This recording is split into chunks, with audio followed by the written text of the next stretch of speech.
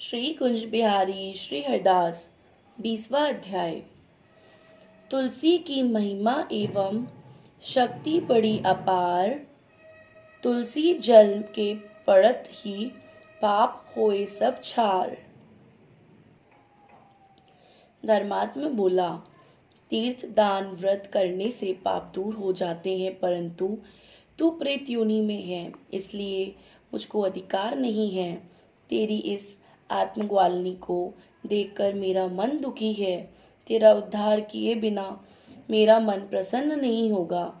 3 प्रेत योनि को दिलाने वाले तेरे पाप बड़े उग्र हैं। प्रेत योनि निर्दित है जो थोड़े पुण्य से नहीं छूटेंगे। अतः इस जन्म में जो मैंने कार्तिक का व्रत किया है, इसके पुण्य के आधे फल से तू श्रेष्ठ गति को प्राप्त हो। यज्ञ दान और तीर्थ यात्रा ये कार्तिक के व्रत की बराबरी नहीं कर सकते। नारद जी बोले। यह कहकर धर्मदत्त ने द्वादशाक्षर मंत्र का उच्चारण करके जो मिला हुआ जल पुण्य उसके ऊपर छिड़का, सोई प्रेत योनि छूट गई। जलती हुई अग्नि के समान दिव्य रूप धारण कर वह ब्राह्मण को प्रणाम कर हर्षित वाणी से बोली, हे द्विज श्रेष्ठ, तेरी कृपा से मैं नरक से छूटी। पापों में डूबी हुई मुझको आप निश्चय नौका रूपी हो।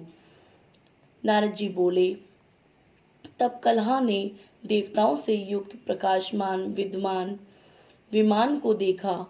पुण्यशील और सुशील नामक विष्णु के द्वारपाल ने कलहा को श्रेष्ठ विमान में बिठाया। धर्मदत्त ने विमान को विस्मय पूर्वक देखा और फिर उन गणों को देखकर धरती पर गिरकर प्रणाम किया।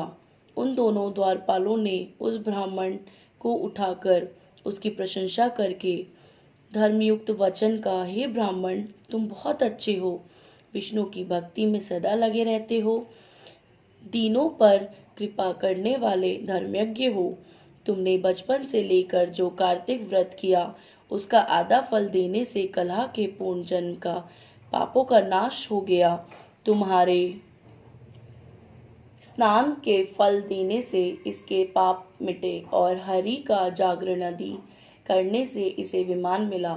नाना प्रकार के भोगों को भोगने अब बैकुंठ को जा रही है।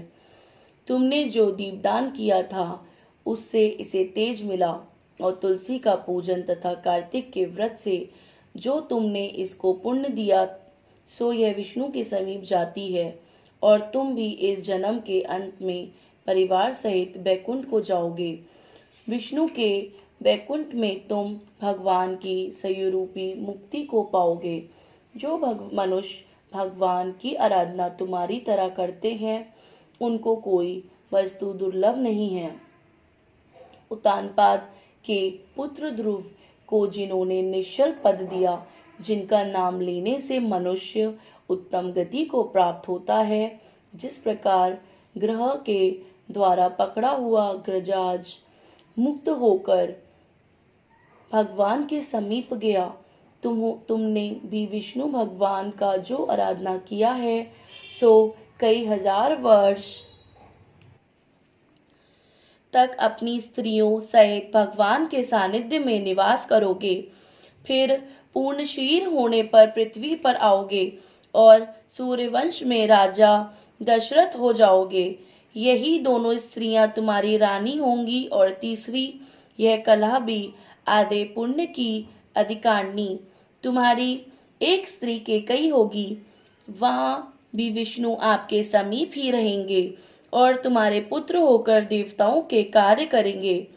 तुम्हारे इस कार्तिक व्रत से यज्ञ दान और तीर्थ कोई अधिक प्रभावी नहीं है। हे विपेंद्र, तुम धन्य हो जो तुमने विष्णु भगवान को प्रसन्न करने वाला व्रत किया, जिसके आधे फल के मिलने से ही कलह हमारे साथ विष्णु लोक को प्राप्त कर रही है। इसी प्रकार 20वां अध्याय का समापन होता है। श्री कुंज बिहारी श्री हरिदास।